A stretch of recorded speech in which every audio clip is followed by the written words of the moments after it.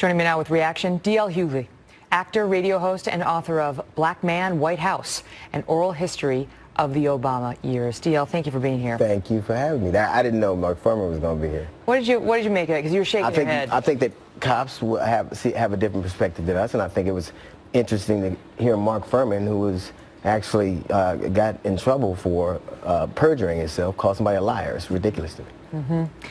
But what do you make of the fact that she had inconsistencies in her story? I think the cop had inconsistencies in his too.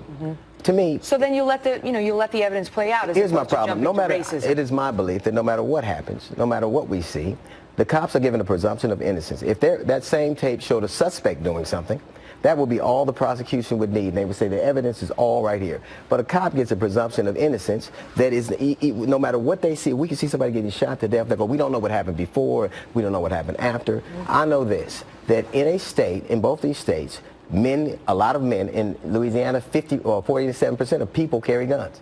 Men carry guns. So men having guns on them can't be that unusual. Why wasn't the first question, rather than assuming, do you have a permit for that?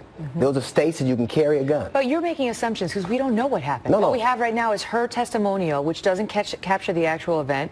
Do we know whether she's credible? Do we know whether... We know this. We know he had a permit to carry a gun. But that doesn't answer any of the questions. That absolutely answers the question. If he pulled the firearm on the officer, if he didn't disclose it, if the officer felt threatened... Why on earth would you... Here's what we do know. He had a permit to carry a gun. When you get a permit to carry a gun, they tell you exactly how to act when a police officer pulls you over. That doesn't mean he didn't threaten the officer. You're willing to give them a presumption of innocence. I'm not giving them presumption. Well, the law gives them the presumption of innocence. No, their badge gives them a presumption. We don't know the facts. I mean, we saw this happen with Michael Brown and Ferguson.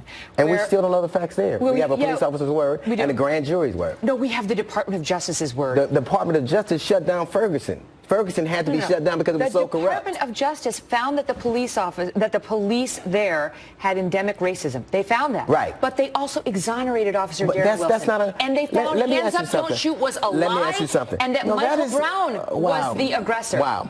Here's what I'll say. Don't wow me. Don't tell me not to wow you. I can say wow if I want to, and I'll tell you this. I'll tell you this. They found systemic racism, right?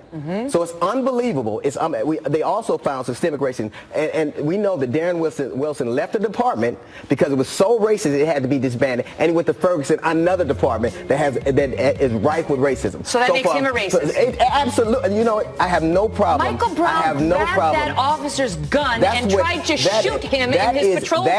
That is, no one has proven that. That's what Eric Holder's DOJ concluded. And Eric Holder's DOJ concluded that Department was so rife with That's a dodge. Corruption. I already conceded that, DL. We're talking about Michael Brown and the lie of Hands Up, Don't Shoot. I don't dodge at all. I'm here in Fox News. Then let's stay on it. Then let's stay on Michael Brown. No, we're talking about We're talking about I'm not talking. No, woman. I'm not trying to get out of bounds. You don't dodge. Then let's stay in bounds.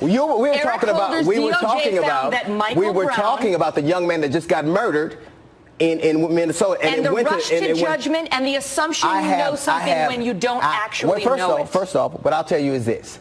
It is not uncommon for you all to see one thing. The only place racism doesn't exist is Fox News and the police department. That's the only place. That's absolutely true. That's insulting. You just insulted millions of people watching this channel. And you know what? I'm insulted by the things I hear on this network, so we're even.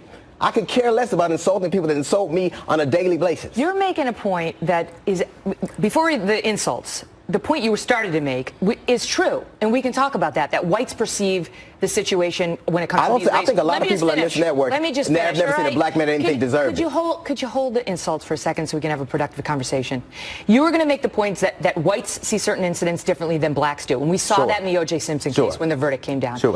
I'll give you that. Most reasonable people will give you that. But you know what shuts down all reasonable dialogue is throwing out the term racism before it's been proven. You know what's, first off, I'll say this. I believe that there is a benefit of the doubt given to police officers that's not given to anybody else. And maybe, obviously they do a tough job. You can't. In 2006, the FBI came out with a report that said that police departments were rife with white supremacists. Said it, not me. So why wouldn't I believe if I know that? I don't know a black man that hasn't had a run-in with a police officer, from the highest to the lowest. So my you've been backed up on that by my many perception people. Of this is based on the experience I've had, just like yours are. So I am not willing to give them a benefit of the doubt. I have seen a lot of things. I lived in the city that Mark Furman police that also had to be taken over by the federal government. It's very dangerous when you get to the point where you paint with an entire group with the same brush based on the bad actions of a few. That is amazing to hear on this network. That really is. DL. That really is amazing to hear on this network. The only place racism Thanks for being here. Thank you for having me. Take care.